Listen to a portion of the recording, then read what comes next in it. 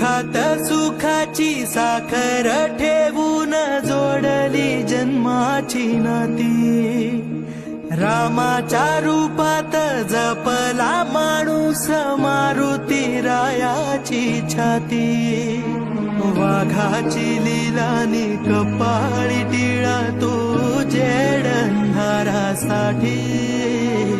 भनक भीतीची नवती भवती आभाळ रे माझ्या पाठी।